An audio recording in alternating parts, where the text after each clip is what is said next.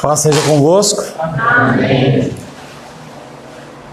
É com grande alegria que novamente nos reunimos na casa do Senhor, com o objetivo de ouvir a sua palavra, de louvarmos, adorarmos e bendizermos o nome santo do Senhor.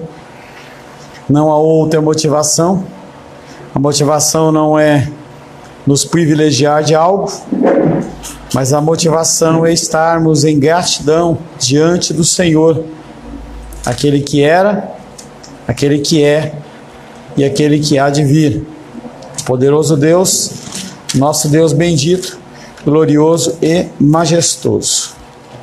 Em nosso último encontro estivemos meditando sobre o tema a natureza da soberania, da sabedoria.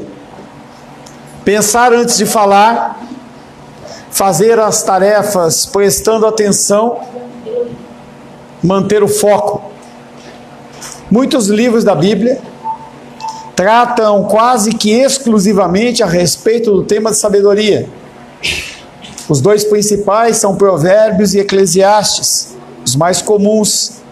Sabedoria, esta que se relaciona intimamente com a pessoa de Jesus. Quando se fala de sabedoria, naturalmente se pensa em Cristo. Em algumas passagens é literal a associação do nosso Senhor Jesus, o denominando como o nome dele sendo de própria sabedoria. Meditamos na semana passada, Efésios 5, versos 15 a 17, dizendo: portanto, vede prudentemente como andais, não como nécios, e sim como sábios, remindo o tempo, porque os dias são maus. Por esta razão não vos torneis insensatos, mas procurai compreender qual a vontade do Senhor. A semente que foi semeada no nosso coração é Cristo, e Deus é o agricultor. Com a ajuda do Espírito Santo, nós devemos dar o fruto esperado. O fruto que nós temos que dar é o fruto da luz, o fruto da sabedoria. Que nós possamos viver uma verdade, a verdade implantada em nós de uma forma que glorifique o nome do Senhor. Os dias são maus. De vez em quando eu brinco com um ou com o outro dizendo que vou deixar a chave, que se não tiver o culto, se Jesus voltar, eu entrego a chave para a pessoa pregar, e aquilo é um motivo de brincadeira. Mas esse dia está se aproximando. Feche seus olhos.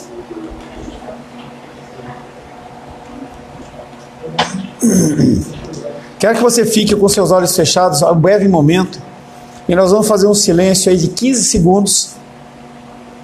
E eu quero que você, enquanto os olhos estiverem fechados, que você imagine que Cristo voltou. E será que você foi ou você ficou? Feche seus olhos.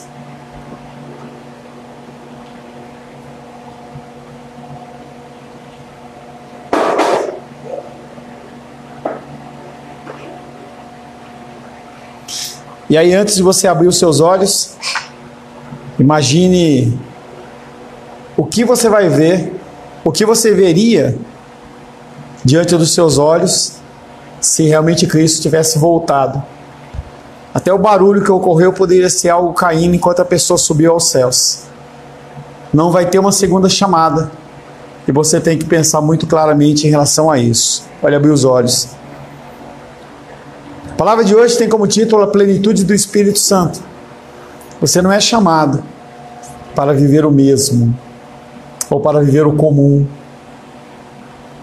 Você é chamado para ter uma vida de novidade, de estar sempre crescendo, sempre aprendendo novas coisas dentro da palavra do Senhor, crescendo em estatura e graça à semelhança de Deus Pai, na figura de Jesus Cristo. Quero convidar você a abrir a palavra de Deus em Efésios capítulo 5.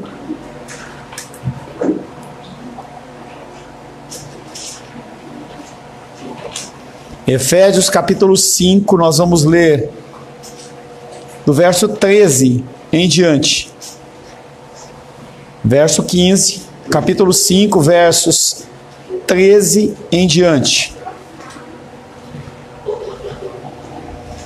Assim diz a palavra de Deus na carta de Paulo aos Efésios, capítulo 5, versos 13 em diante. Mas todas as coisas, quando reprovadas pela luz, se tornam manifestas, porque tudo que se manifesta é luz. Pelo que diz: desperta, ó tu que dormes, levanta-te de entre os mortos, e Cristo te iluminará.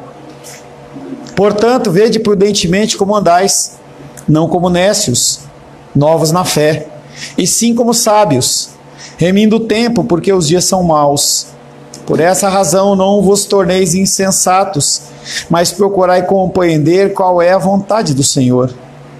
E não vos embriagueis com vinho, no qual há dissolução, mas enchei-vos do Espírito, falando entre vós com salmos, entoando e louvores e louvando de coração ao Senhor, com hinos e cânticos espirituais, dando sempre graças por tudo ao nosso Deus e Pai, em nome do nosso Senhor Jesus Cristo, sujeitando-vos uns aos outros no temor de Cristo. Palavra do Senhor. Senhor, louvamos o Teu nome, ainda de pé. Senhor, louvamos o Teu nome pela Tua palavra que foi lida. Queremos colocar o nosso coração, queremos colocar a nossa vida diante de Ti, pedindo ao Senhor que o Teu Espírito Santo nos dê entendimento. Só fale aos nossos corações, que nós possamos discernir aquilo que provém de Ti e aquilo que não provém de Ti. E que só possa, Pai, que me capacitar como instrumento da Tua vontade para trazer uma mensagem santa aos nossos corações. Oro em nome de Jesus. Amém. Podeis se assentar em nome de Jesus. Nós vemos trabalhando nessas últimas 3 semanas, e hoje é a 4ª, sobre motivações em relação a você ter uma vida santa, você buscar realmente a vida eterna. Na primeira semana nós meditamos sobre a certeza do julgamento, algo que vai nos alcançar. Depois nós falamos do fruto que é esperado, meu e seu, que é um fruto de luz. Semana passada falamos sobre a natureza da soberania, da sabedoria. E nessa semana temos que falar sobre a plenitude do Espírito. Não sei se nós vamos acabar até o verso 21, mas a ideia é essa. Paulo já disse aos seus leitores que eles foram selados com o Espírito Santo, e eu creio que essa verdade é uma verdade na sua vida. Você foi selado pelo Espírito Santo. E que o não deve entristecer, nós não devemos entristecer o Espírito Santo. E aí ele nos ordena, não só nós não devemos entristecer, como ele vem trazendo essa condição de falar uma coisa para não fazer e a outra para fazer. Você se despe de uma veste imunda e você coloca uma veste correta. Ele fala, não entristeça o Espírito, mas se encha do Espírito. A função é sua, a obrigação é sua. Não há maior ferramenta para a santidade do que ser cheio daquele cuja própria natureza e nome são santos. Nós temos que, após dizermos sim a Jesus, nós temos que buscar esse crescimento espiritual. A grande maioria dos cristãos olha para a condição da igreja, para a condição da sociedade, e apenas o dizer o sim para ele é suficiente, mas para Deus não é. Gramaticalmente, esse parágrafo consiste em 2 ordenanças. Primeiro, não fique bêbado, não encha a cara, mas ao invés disso, se encha do Espírito. E aí ele segue depois de 4 procedimentos: falar, cantar, dar graça e sujeitar. Essa é a estrutura desses versos 18 a 21. Primeiro ele vem com uma exortação sobre a condição do alcoolismo, e ele fala, não seja como essas pessoas, mas se enche de outra coisa. Deixa a cachaça, deixa a pinga, deixa a cerveja de lado e se encha do Espírito Santo. Teologicamente falando, nós apresentamos primeiramente o nosso dever cristão. Nós devemos, como cristãos, evitar o consumo exagerado de bebidas alcoólicas. Ele não diz que nós não devemos beber bebidas alcoólicas, mas ele deve que a gente não deve exagerar. Cada um tem a sua medida, tem a consequência, a condição de você escandalizar o seu próximo. Nosso objetivo aqui não é falar se você pode, não pode, deve, não deve, mas o que a palavra está dizendo é, não fique bêbado, não perca o domínio de si mesmo. E depois disso, ele vem falando que nós temos que procurar a plenitude do Espírito. O apóstolo começa fazendo uma comparação. As pessoas, quando consomem álcool, elas naturalmente começam a perder controle dos seus sentidos. E aí ele fala que ao invés de ter esse tipo de condição, você deve buscar mais a Deus. Há uma semelhança superficial dentro da condição do álcool versus o Espírito Santo. Uma pessoa que está bêbada, ela está sob a influência do espírito do álcool. E aquela pessoa que está cheia do Espírito Santo, ela está sob a influência do mesmo. Mas é só isso. Não há mais nenhuma semelhança entre o álcool e o Espírito Santo. A não ser que o consumo exagerado de qualquer um desses dois vai fazer com que você esteja sob a influência de um ou sob a influência de outro. Se você já ficou bêbado, você sabe muito bem que você perde o controle. O guarda mede exatamente porque com o álcool no seu organismo você não consegue reagir de uma maneira rápida. Você faz coisas que não deveria, fala coisas que não deveria e depois só pode restar o arrependimento. No culto pagão ao deus Dionísio, a embriaguez era considerada um meio para se obter a inspiração, e muitas pessoas continuam achando que a forma de alcançar o nirvana, ou alcançar um estado melhor, de sem timidez e tudo mais, é bebendo. E a palavra de Deus está dizendo que não é assim. É um sério erro supor que o Espírito Santo ele faz a mesma coisa. E aí a pessoa ela se diz tomada pelo Espírito Santo e fala, eu não tenho mais controle. A Bíblia não fala disso. Quando você tem o Espírito Santo em você, é que você realmente tem controle sobre a sua vida. Quando você não tem o Espírito Santo dentro de si, o que acontece é que você fica refém da sua própria carne. O Espírito Santo ele te dá lucidez. O Espírito Santo ele te dá o norte. Você começa a olhar para a situação e começa a pesar se aquilo realmente deve ser feito ou não deve ser feito à luz das Escrituras. É um sério erro supor que estar cheio do Espírito Santo seja um tipo de embriaguez espiritual em que perdemos o controle de nós mesmos, e muitas igrejas vendem essa ideia. A pessoa ela perde o controle de si mesma. Pelo contrário, o autocontrole é a qualidade final mencionada como sendo o fruto do Espírito. Gálatas capítulo 5, versos 22 e 23. Gálatas 5, versos 22 e 23, diz assim: mas o fruto do Espírito é amor, alegria, paz, longanimidade, benignidade, bondade, fidelidade, mansidão, domínio próprio. A última parte do fruto do Espírito é exatamente você com o Espírito dentro do seu coração, sendo dirigido pela palavra, não andando segundo a concupiscência e desejo do seu coração. Você controla o seu ser. Sem o Espírito Santo você está solto para fazer o que você quiser. É a teologia do Zeca Pagodinho, que é um outro alcoólatra, que é deixa a vida me levar, a vida leva eu. Sob a influência do Espírito Santo nós não perdemos o controle, nós ganhamos. Quando nós vemos lá no livro de Atos, a manifestação primeira do Espírito Santo dentro do que nós conhecemos hoje, não o Espírito Santo no Antigo Testamento que descia sobre as pessoas, manifestava a sua graça, cumpria o seu ofício e voltava para o Pai. Mas após o Pentecoste, naquele momento em diante, o Espírito Santo ele entra no meu coração, no seu coração, e te dá o controle total sobre a sua vida a todo tempo. Não é parcial, é todo o tempo. As pessoas olhavam e falavam, eles estão como bêbados. Pessoas ignorantes. Não era a maioria. A grande maioria ficou chocada com aquela manifestação de estarem ouvindo a palavra de Deus em suas próprias línguas. Pessoas que estavam em Jerusalém, houve a perseguição, eles foram para outros países e aprenderam outras línguas. E aquelas outras línguas foram as línguas que eles ouviram ali no momento de Pentecoste. Não tem nada a ver com língua do anjo, não tem nada a ver com labachúrias, não tem nada a ver com isso. Foram línguas idiomáticas.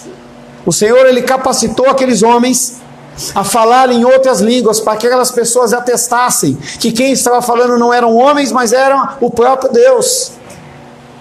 E as pessoas elas ficaram espantadas, elas ficaram chocadas.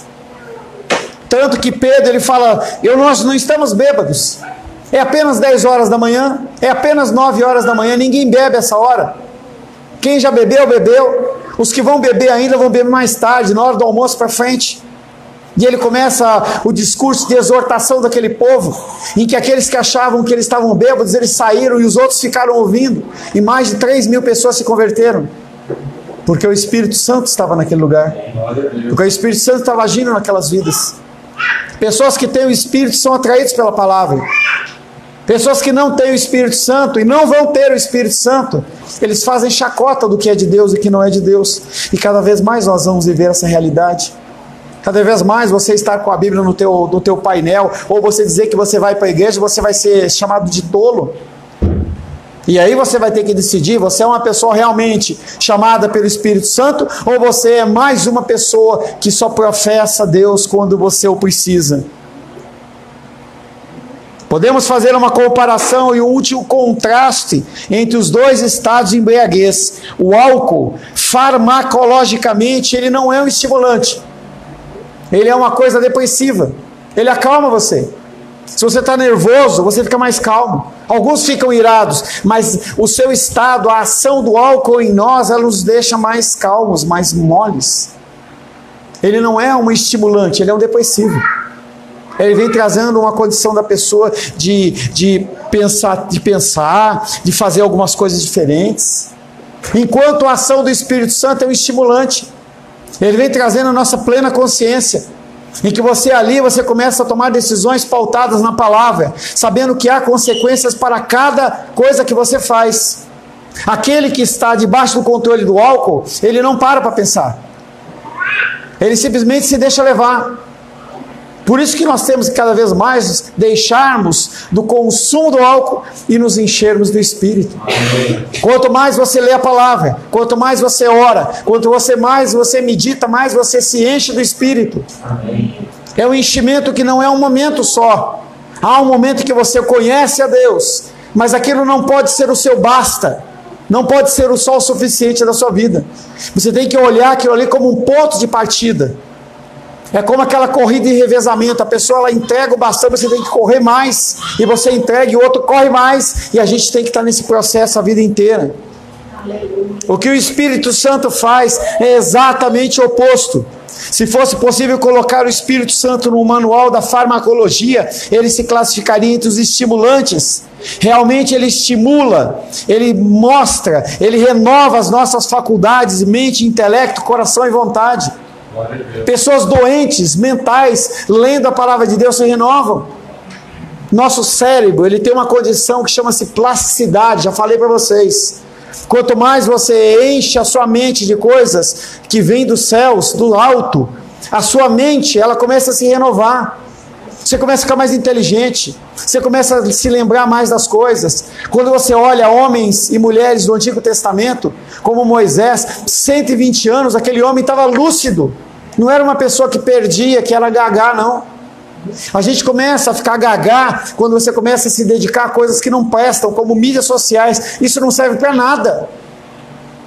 Use com sabedoria, prega o evangelho, mas não fica perdendo tempo naquele lixo lá, não tem nada a oferecer.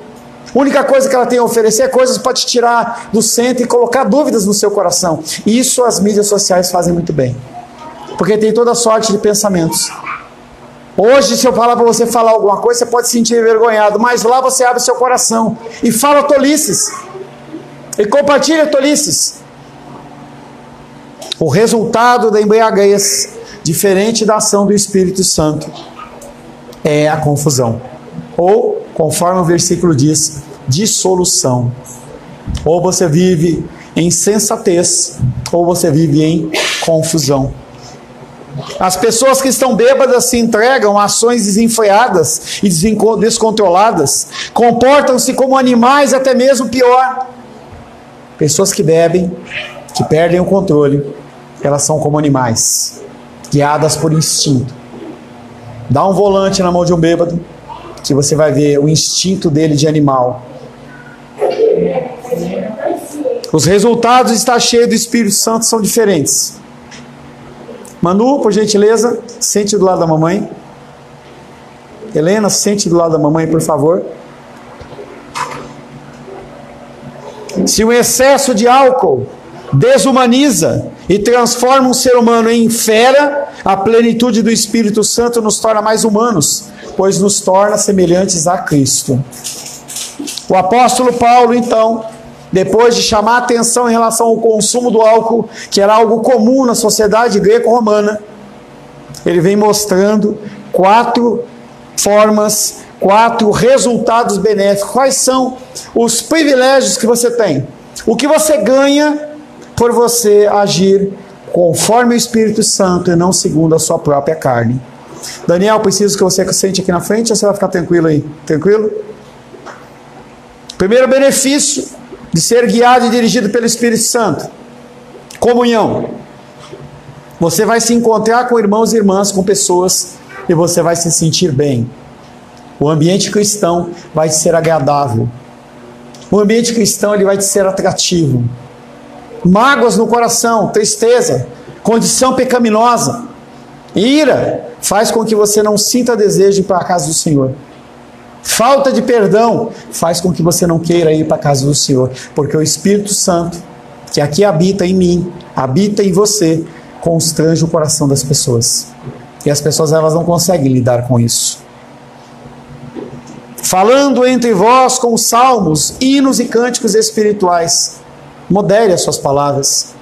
Use sua fala de uma maneira sensata. Aprenda a redimir os seus sentidos. O que você vê, o que você ouve, o que você come, o que você cheira e o que você pega. Se nós redimirmos os nossos sentidos, nós estaremos cada vez mais buscando a santidade do Senhor.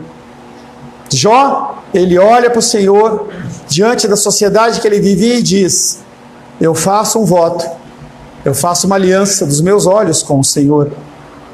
Aliança. Consagre a si, consagre o seu ser ao Senhor. A referência da comunhão diz respeito à comunhão cristã. E a menção de salmos, hinos e cânticos espirituais está falando que é um culto público, como nós começamos hoje às 19 horas. Nós falamos em salmos, em cânticos, em hinos espirituais. E isso não é uma coisa que você tem que viver apenas aqui na igreja. Porque você viver um dia por semana, 2 horas por semana, é muito pouco diante de todas as horas que você está exposto ao mundo. Naturalmente, o que vai acontecer é que você vai ser muito mais espelho do mundo do que espelho de Cristo. Por isso que você tem que ter uma vida cristã, mesmo fora da igreja. E é esperado que você assim o tenha. Sempre que os cristãos se reúnem, eles gostam muito de cantar tanto a Deus como uns aos outros. Nós louvamos ao Senhor. E aí eu estava lá, o Alisson falou assim: Pastor Paulo, a gente canta junto, levantando uma só voz, afinado ou desafinado. Entenda que, independente da afinação, não há um louvor mais semelhante, mais poderoso, mais completo do que o louvor celestial. Não há entoação, nem ensaio que os meninos e a Rayane possam fazer que se assemelhe ao louvor celestial. Não há. Primeira coisa, primeiro privilégio, primeiro resultado benéfico, comunhão. Segundo, adoração. Entoando e louvando de coração ao Senhor, porque Ele procura verdadeiros adoradores que o adorem em espírito e em verdade. Se você não quer adorar o Senhor, fique em casa. Se você não tem uma palavra de louvor ao Senhor, de gratidão ao Senhor, vai fazer outra coisa. Porque se você levanta louvores ao Senhor, sem ser com um coração grato, um coração voltado a Ele, Ele não recebe, está perdendo seu tempo. O cântico não é entre eu e você, o cântico é o Senhor. Apesar de estarmos todos juntos, apesar de estar um grupo de louvor cantando, eu não estou louvando para o Nicolas, e não estou louvando para o Felipe, eu estou louvando a Deus.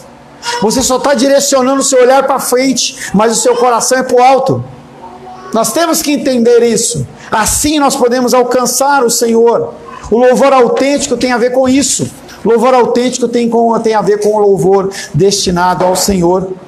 A música ela tem que proceder dos nossos corações, destinado aos ouvidos de Deus. Independente se está afinado ou não, nós temos que abrir as nossas bocas e falar. Nós temos que levantar as mãos aos céus em gratidão, trazendo à memória tudo o que Ele fez na semana que passou. todas as bênçãos do Senhor. Tudo bem esse canto aí? Tudo bem? Pode também ser uma adoração silenciosa. Se você quiser curvar os seus joelhos, levantar as mãos aos céus, você pode fazer isso. A adoração ela é recebida seja através de vozes, seja através de um coração rendido ao Senhor. Estava lá em Manaus, e aí eu me ajoelhei antes do curso começar, e eu senti a presença do Senhor, e ali eu comecei a chorar, porque eu senti realmente a presença do Senhor. Quanto tempo faz que você não faz isso? Quanto tempo faz que você não para, quando você entra na igreja, você tem um tempo a sós com o Senhor? Parece que a igreja é mais uma atividade. Eu entro, abro as portas, saio correndo, tenho que pegar isso, tenho que pegar aquilo, monta tal. E a oração? Eu ainda não vi, mas será que o louvor tem, antes de começar a ensaiar, tem orado? Tem ajoelhado? Tem pedido a bênção de Deus ou simplesmente é uma melhoria da entonação das vozes? Nós temos que usar o artifício da adoração. Temos que usar o artifício da oração. Sem dúvida, os cristãos cheios do Espírito têm um cântico de alegria no coração. Você tem um cântico de alegria no coração? Você tem um cântico de gratidão ao Senhor no seu coração? Gratidão é o terceiro privilégio, ou o terceiro benefício. Dando sempre graças por tudo ao nosso Deus e Pai, em nome do nosso Senhor Jesus Cristo. As chamadas ações de graça, elas são comuns às cartas paulinas. Sempre que ele fala de oração, sempre que ele fala de algum tipo de petição, ele fala, não esqueça da ação de graças. Não esqueça que Deus já fez muito por você, tanto no âmbito material como no âmbito espiritual. Já falava hoje pela manhã, o nosso grande prêmio, o nosso grande galardão não é aqui na terra, é nos céus. Mas nós recebemos aqui na terra as bênçãos do Senhor. Vivemos num país chamado Brasil com um alimento variado. Nós temos liberdade religiosa. Nós temos liberdade para ir e vir. Hoje lá em Israel as pessoas não têm liberdade de ir e vir. As pessoas elas estão em casa com medo de um míssil atingir, em alguém entrar e balear. Nós não temos esse temor. Gratidão, dando sempre graças por tudo ao nosso Deus e Pai, em nome do nosso Senhor Jesus Cristo. O espírito de murmuração contra Moisés e contra Deus era algo comum no povo de Israel no Antigo Testamento, mas parece que a gente herdou essa murmuração daquele povo no deserto, e a gente esquece quantos benefícios ele tem nos concedido, como nós somos agraciados por Deus dentro das nossas vidas e famílias.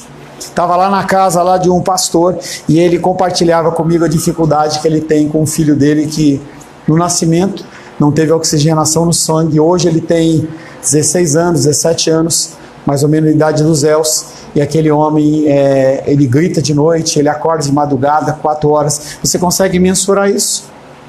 Você consegue mensurar, você poder olhar para o teu filho, olhar para o Pedro, olhar para o Gabriel, Rafael, olhar para essas pessoas, eu poder olhar para a Luísa e falar assim, poxa, eu tenho uma pessoa sã dentro de casa.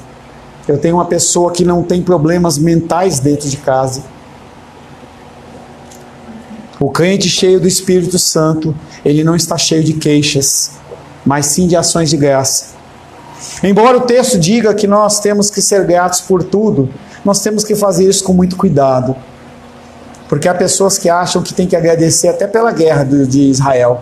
Não, porque Deus está no controle, então graças a Deus pela guerra. Graças a Deus porque fulano foi atropelado. Graças a Deus porque fulano está com câncer. Afinal de contas, Deus ele está no controle de todas as coisas e realmente Ele o está. Mas você fazer esse tipo de situação, esse tipo de fala, você está atribuindo o mal a Deus. E isso é pecado. Nós sabemos que o nosso Deus, Ele transforma o que é mal em bom. Ele converte a tua vida pregressa, pecaminosa, em algo que seja agradável a Ele e proveitosa a Ele. Ele usa os seus desvios, Ele usa aqueles erros seus que cometeu no passado para hoje ser uma bênção. Estava lá em Manaus, não citei nomes, mas estava falando de Felipe Rayane, entendeu? Daquele momento fatídico da Helena. Que bênção nessa querida aqui dentro de casa. Mas aquilo não é uma graça, não é uma coisa que a gente vai dar graça por uma coisa que nasceu de uma maneira errada. Mas o fruto disso Deus transforma em uma bênção. Ele transforma aquele nosso erro numa coisa abençoada. Então nós temos que tomar cuidado com esse mentalidade, esse pensamento, que nós temos que dar graças a Deus por tudo, inclusive pelas coisas erradas. As coisas erradas, elas não procedem de Deus, mesmo Ele estando no controle. O mal é uma abominação ao Senhor, e nós não podemos louvar o mal, ou dar graças pelo mal, porque isso é uma abominação diante de Deus. Nossas ações de graças devem ser por tudo que é consistente com a amorosa paternidade de Deus para conosco. Mais uma vez, a doutrina da Trindade informa e dirige a nossa devoção. Nós temos que dar graças a Deus por aquilo que é bondoso, por aquilo que é bendito. Quando estamos cheios do Espírito Santo, nós damos graças ao nosso Deus e Pai.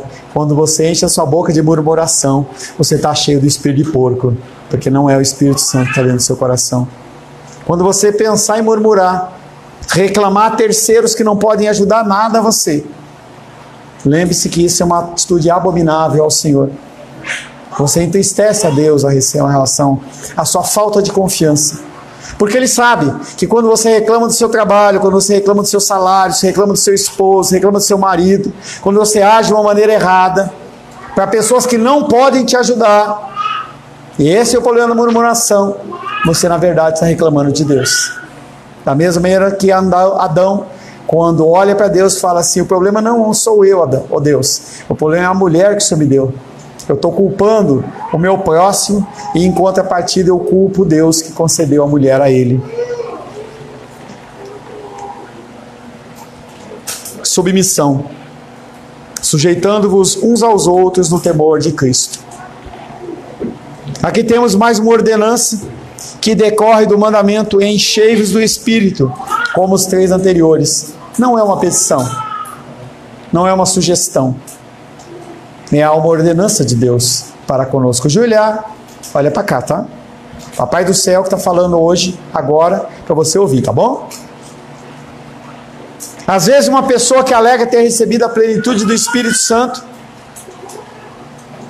não abandona o ser agressivo e arrogante. O que é que tem no passado seu que você continua praticando? O Espírito Santo é um espírito de humildade, e aqueles que recebem a sua plenitude sempre revelam o amor e a mansidão de Cristo. Não sei se eu já dei esse exemplo, mas se eu já dei, eu vou dar de novo. Nicolas, se eu pegar uma esponja e emergir num balde cheio de água, tirar e apertar, sai o quê? Água. Por quê? Se eu colocar essa esponja dentro de um balde cheio de leite, tirar e apertar, sai o quê? Leite. Se você está cheio do Espírito Santo e você é apertado, e sai ira, sai agressão, sai gritaria, sai violência, você tem o Espírito Santo dentro de si? Não. Nós temos que atentar a isso. Como nós temos agido? Como nós temos reagido com as pessoas? Vai atestar se você é uma pessoa cheia do Espírito Santo ou não. Nós temos que buscar essa mudança no nosso ser. É só você olhar para o espelho que você vai ver como você tem reagido. Faça um mapa mental de segunda até hoje, como você tem lidado com o seu irmão, com a sua irmã, com o seu pai, com a sua mãe, com o seu filho, com a sua filha, com o seu esposo, com a sua esposa. Como você tem lidado? Com a manifestação do Espírito Santo, de humildade, amor e mansidão, ou com violência e agressão? Uma das características mais claras dentro de pessoas que são submissas ao Espírito Santo é a submissão ao próximo. Aqueles que estão verdadeiramente sujeitos a Cristo não acham dificuldade em se submeter no temor do Senhor. São chamados à atenção, ouvem e aplicam nas suas vidas, entendendo que alguém acima deles está querendo o seu melhor. Era algo que nós falávamos hoje na escola bíblica dominical, sobre a condição de honrar pai e mãe, alternando inclusive para autoridades. A nossa submissão diante daquelas pessoas que estão seguindo até o limite da palavra. Estes são os resultados sadios da plenitude do Espírito Santo. Todos eles dizem respeito aos nossos relacionamentos com o próximo. Não é com você, é como você age com o terceiro. Se estivermos cheios do Espírito Santo, teremos um relacionamento harmonioso com Deus, adorando-o com alegria e com ações de graças. E também uns com os outros, falando uns com os outros e nos submetendo uns aos outros. Os crentes cheios do Espírito Santo amam a Deus e manifestam o amor a Deus através do amor ao próximo, amando o próximo como se amam a si mesmos. 4 características de pessoas cheias do Espírito Santo. Primeira coisa, que nós devemos voltar-nos para a ordenança, do qual dependem essas 4 condições, é enchermos do Espírito. Você tem que encher, não é um pedido. A ordenança de Deus através do apóstolo Paulo é: enchei-vos, vai atrás, se esforça, da mesma maneira que você se esforça para perder peso, para ganhar peso, para alisar o cabelo, para fazer exercício físico, para juntar dinheiro, se encha do Espírito. É a ordenança do Senhor. Segunda, ele não está falando apenas para o apóstolo Paulo, ou para o pastor Paulo, ou para o Felipe, que é líder do louvor, ou para as pessoas que são mais espirituais. Manu, fica direitinho, tá? Ele não está falando para pessoas específicas. Ele está falando: enchei-vos, todos os que são filhos de Deus. Então não adianta você querer apontar e falar assim: é o pastor que tem que ser santo, é o fulano, é o que ora mais, é aquele que é mais idoso na casa do Senhor, aquele que é mais espiritual. Na ordenança para todos nós. E a falta dessa condição de você achar que você faz parte disso é um pecado que gera dano para toda a igreja, para a sua família em primeiro lugar e depois para toda a igreja. Quando você age errado, o dano não cai, sobe sobre a sua vida, cai sobre a sua família e cai sobre a sua sociedade. E ele vem falando isso de uma forma passiva: deixai-vos encher, porque apesar de eu ter que buscar, eu tenho que entender que a minha condição pecaminosa me impede de fazer o que Deus quer que eu faça. Então eu tenho que buscar não só agir de uma forma correta, mas também buscar de Deus que Ele venha me enchendo, que Ele venha me capacitando. E você tem que se apresentar diante de Deus como uma pessoa incapaz, e havendo feito o que você tem que fazer, sabe que você não fez nada mais do que obrigação, porque o trabalho vem dele, o esforço que é colocado no seu coração também procede dele. E aí quarto ensino é que isso não é uma coisa temporal, uma coisa que aconteceu há 10 anos atrás, ou que vai acontecer num dia específico de domingo. É algo que tem que ser um espelho na sua vida, de segunda a segunda, 24 horas por dia. Você tem que buscar ser fiel ao Senhor, caminhar nos seus ensinamentos em todo o tempo. Quando você estiver sentado para almoçar, você tem que olhar para aquele prato de comida como uma bênção de Deus, mas você coma para viver e não viva para comer. Faça exercícios físicos, busque a Deus, acorde cedo, trabalhe, seja próspero, abençoe vidas durante toda a sua vida. A plenitude do Espírito não é uma experiência única na vida, e as pessoas acham que o Espírito Santo ele se manifesta apenas uma vez. Você é batizado com o Espírito Santo? Eu ouvi lá em Manaus. Sim, eu sou. Aconteceu já com você esse fato inédito? Acontece todo dia. Todo dia. Você recebe o Espírito Santo e você tem que buscar se encher dele todos os dias. Apenas aqueles que já o receberam podem se encher dele. E alguns ficam de saco cheio dele, porque não querem ler, não querem participar de nada, querem ter uma vida apenas de você vir aqui no domingo e mais nada. Paulo, ele traz uma mensagem tanto para derrotados como para vitoriosos.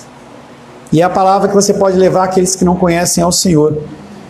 Paulo diria: enchei-vos do Espírito, e Ele vos dará uma renovação de amor, de alegria, de paz, longanimidade, benignidade, bondade, fidelidade, mansidão e domínio próprio. Para essas pessoas que estão com ansiedade, depressão e transtornos, leve a palavra de Deus.